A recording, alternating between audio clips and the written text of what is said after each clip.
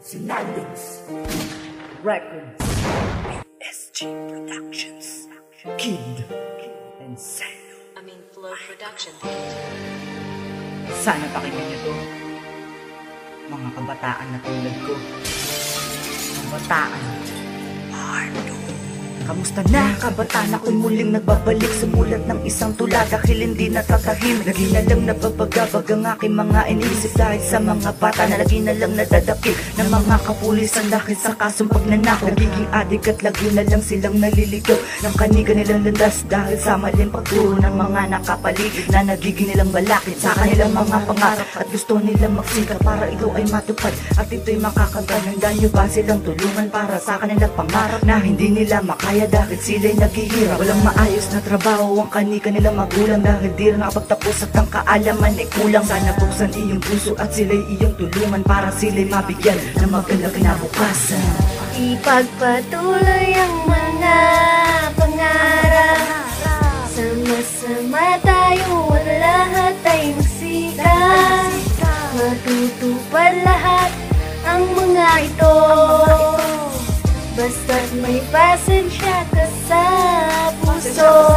Kabataan, ano na, naiwasan nyo na ba ang mga bisyon na lagi na lang natin ginagawa? Paguhin natin ang sarili para sa ikabubuhay ng ating bawat nabuhay. Sa inyo ipapatunay na ang mga kabataan binago na ang kapalaran. Di na sila magtatambay at sila ay mag-aaral dahil sa pagsusumikap na iwasan ng sagabal sa kanilang mga puso. Iyon na makikita ang tiyaga, ang pagsisikap at laging paghahanap ng mga solusyon sa kanilang problema at di na ito balakid sa kanilang mga sistema. Iniyak bang ang paa para sa kanilang pangarap dahil ito'y matutupad at ito'y magaganap sa tulong ng ating Diyos dahil mahal tayong lubos. Lahat ay aking ibuhos dito sa aking kanta dahil lamang sa inyo kaya aking itong nagawa.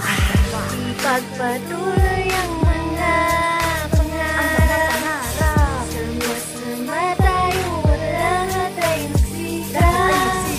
Matutupad lahat ang mga ito, basta't may pasensya ka sa puso.